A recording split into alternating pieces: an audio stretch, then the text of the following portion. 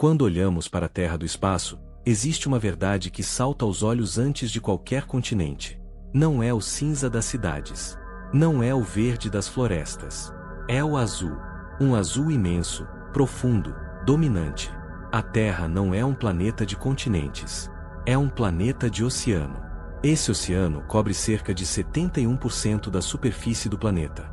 Ele guarda aproximadamente 97% de toda a água da Terra. E, em média, tem quilômetros de profundidade, como se o nosso mundo tivesse uma segunda dimensão escondida sob a primeira. O que chamamos de planeta azul, na verdade, é muito mais oceano do que terra firme. E ainda assim, há um paradoxo difícil de ignorar. Nós mapeamos montanhas, construímos cidades sobre desertos, enviamos sondas a outros mundos. Mas o oceano, que está aqui desde antes de tudo o que conhecemos, continua em grande parte desconhecido. Por muito tempo, dissemos que conhecemos mais da Lua do que do fundo do mar. A frase é uma provocação, mas carrega uma verdade incômoda. O nosso próprio planeta ainda guarda vastas regiões que mal começamos a entender. Porque o oceano não é cenário. Ele é sistema. Ele regula o clima, absorve calor, redistribui energia, transporta umidade e influencia as estações em todo o globo. Hoje sabemos que cerca de 90% do calor extra provocado pelo aquecimento global foi absorvido pelo oceano. Sem esse amortecimento, o aquecimento que sentiríamos no ar seria ainda mais extremo, ainda mais rápido, ainda mais brutal. Mas isso tem um custo. O oceano que nos protege também se transforma. Correntes mudam de comportamento. Ondas de calor marinhas se intensificam. Ecossistemas entram em desequilíbrio. Em 2025, o conteúdo de calor do oceano atingiu seu maior valor em registros modernos. Isso significa que o oceano não está apenas observando a mudança do planeta. Ele está carregando parte dela no próprio corpo. E há mais. O oceano também absorve cerca de 30% do dióxido de carbono liberado na atmosfera.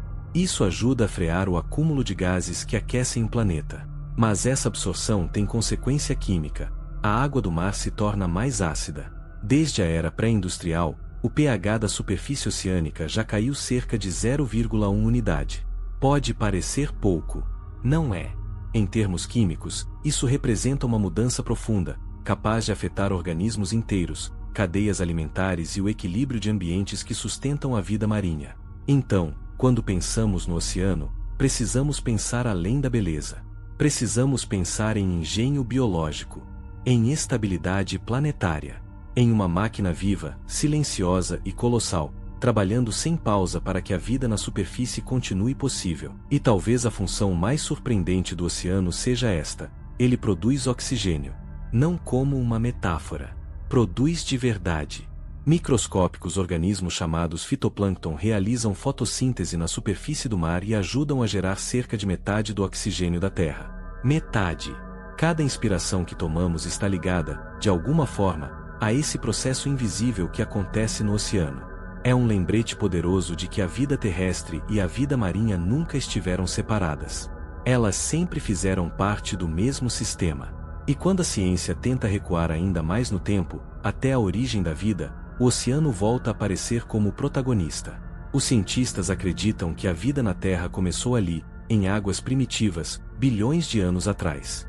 Num planeta sem o oxigênio abundante que conhecemos hoje, moléculas simples começaram a interagir. Depois, a se organizar. Depois, a se multiplicar.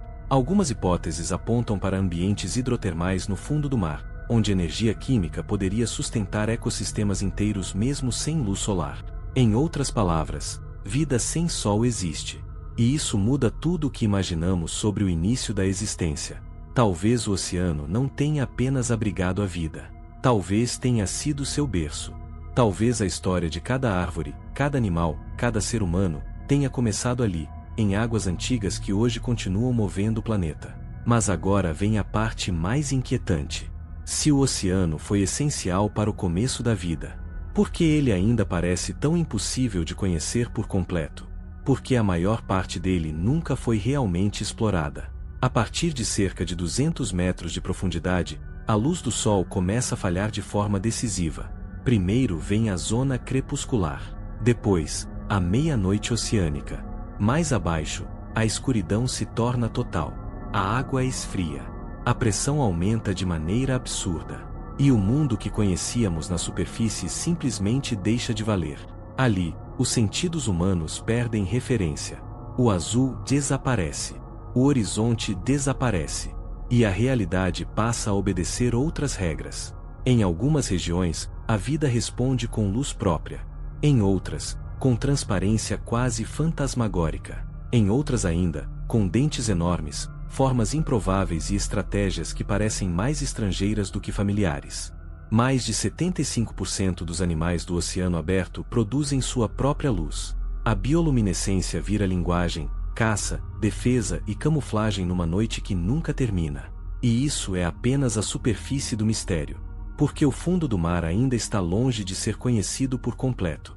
Em 2025, cerca de 27,3% do assoalho oceânico havia sido mapeado em padrões modernos. Isso quer dizer que quase 3/4 do fundo do oceano ainda permanecem fora de um mapa detalhado.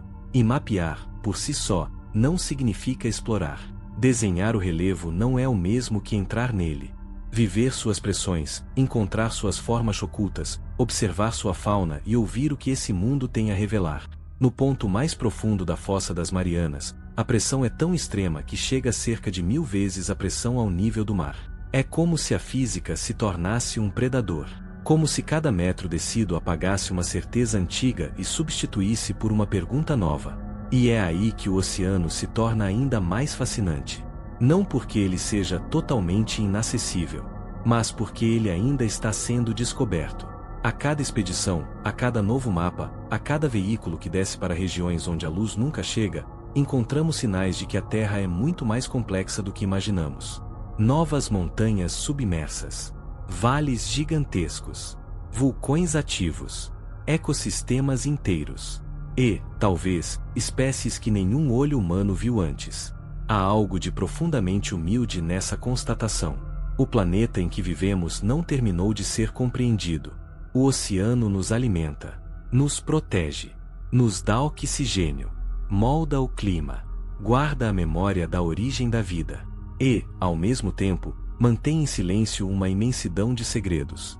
Por isso, olhar para o oceano é olhar para a própria história da Terra. É perceber que o azul não é vazio. É sistema, origem e futuro. É sustento e mistério. É a prova de que o nosso mundo continua maior do que a nossa imaginação. E talvez essa seja a grande lição. O oceano não está apenas ao redor do planeta. Ele está no centro daquilo que o planeta é. Se queremos entender a Terra, precisamos continuar descendo. Compartilhe este vídeo e apoie a exploração do oceano.